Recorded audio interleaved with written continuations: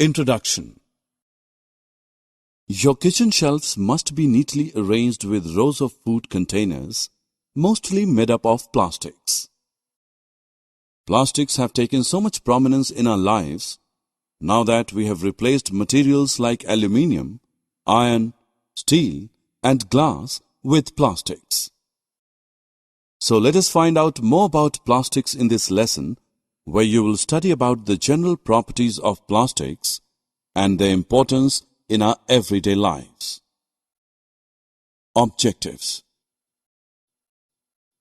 At the end of this lesson, you will be able to define plastics, define thermoplastics and thermosetting plastics, explain the characteristics of plastics and its importance in our everyday life, discuss the harmful effects of plastics on our environment.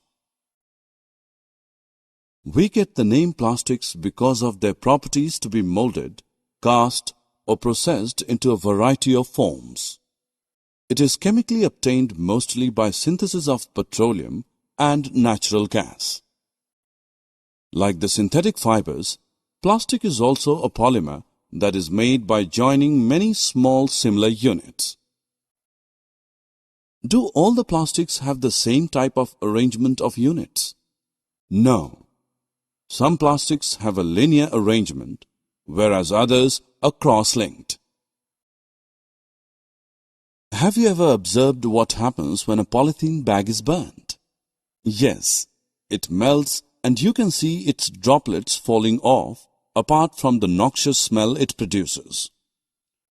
Do all plastics melt upon burning? Let us find out. There are two types of plastics based on their reaction upon being heated. These are thermoplastics and thermosetting plastics. The constituent units of thermoplastics have a linear arrangement. On being heated, thermoplastics become moldable and soft. Now they can be recast in different shapes and then cooled, causing them to harden without any chemical change. Therefore, they can be recycled. Some of the examples of thermoplastics are polythene, polyvinyl chloride, and polystyrene. These are used in manufacturing of water pipes, drain pipes, packaging, bags and bottles, toys, combs, disposable cutlery, CD and DVD cases. Thermosetting plastic have a cross-linked arrangement of their constituent units. These can be melted and take shape once only. After they have solidified, they stay solid. On subsequent heating, they do not become soft and hence do not change their shape. Therefore, these cannot be recycled. Bakelite and melamine are two examples of thermosetting plastics.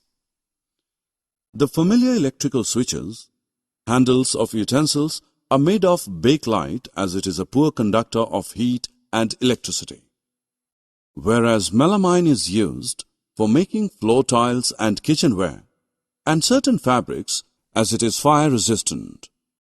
Why are plastics so widely in use? The plastic containers are mostly used for the storage of food grains, pickles, salt and spices, since these are relatively non-reactive and impermeable to moisture. Since plastic is a poor conductor of electricity, the electrical wires have plastic covering. Did you ever notice that the utensils which are used for cooking have plastic handles? Plastics being poor conductor of heat, we can therefore easily hold the handle of a hot utensil. Not even a single day passes when we haven't seen or used an object made of plastic. It has taken so much prominence in our lives due to a number of its properties which make it convenient to use.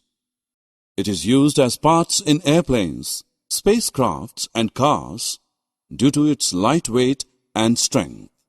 These are extensively used in the healthcare industry for packaging of tablets, as threads used for stitching wounds, syringes, doctor's gloves, and a number of medical instruments. Have you ever noticed the frying pan for cooking dosa? You would have seen a black coating on it. It is of Teflon, which is a special plastic on which oil and water do not stick. Thus, it is used as non-stick coating on cookware. You would be amazed to know that there are also fireproof plastics.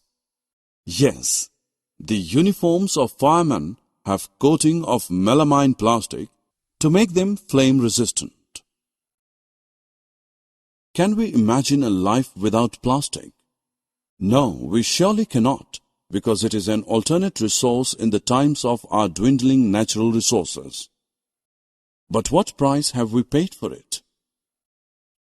We know that plastic, being a synthetically derived substance, is non-biodegradable, since the enzymes required for its decomposition are absent in the decomposers, such as various bacteria and fungi. Thus, heaps of plastics are collected and dumped in landfills. They will stay there for several hundred years, releasing toxic chemicals into the soil and nearby water resources. Also, as plastics form a cover on the ground surface and are impermeable to water, the rainwater would not be absorbed into the soil, thus diminishing our underground water reservoirs. You must have seen cows struggling to take out food from the plastic bags thrown near the garbage heaps. They end up eating the plastic bags as well. It can choke their respiratory tract or form a lining in their stomachs, causing their death. On burning plastics, it releases toxic fumes into the atmosphere. Other plastic menace is the choking of drains, which leads to their overflowing and flooding during the rains. There are a number of steps that we can take as environmentally conscious citizens so as to safeguard our environment from the growing menace of plastics. We can replace plastic shopping bags with jute bags or handmade paper bags. Instead of littering everywhere, particularly on roads, we should put the plastic objects in the dustbins marked as non-biodegradable, thus segregating them from the biodegradable wastes. Sell plastic scraps to the scrap dealer for recycling.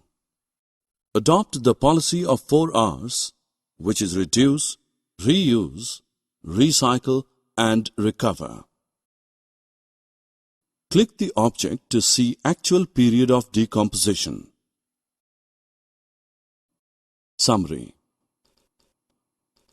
Let us summarize what we have learned. Plastics are polymers. Thermoplastics and thermosetting plastics are the 2 important types of plastics. Plastic is non-reactive, light, strong and durable, and a poor conductor of heat and electricity. Plastics find extensive use in the healthcare industry, building materials and pipelines. On burning, the plastics release poisonous gases. Plastics take several years to degrade because of their non-biodegradable nature. Adopt 4 R's. Reduce, reuse, recycle, and recover.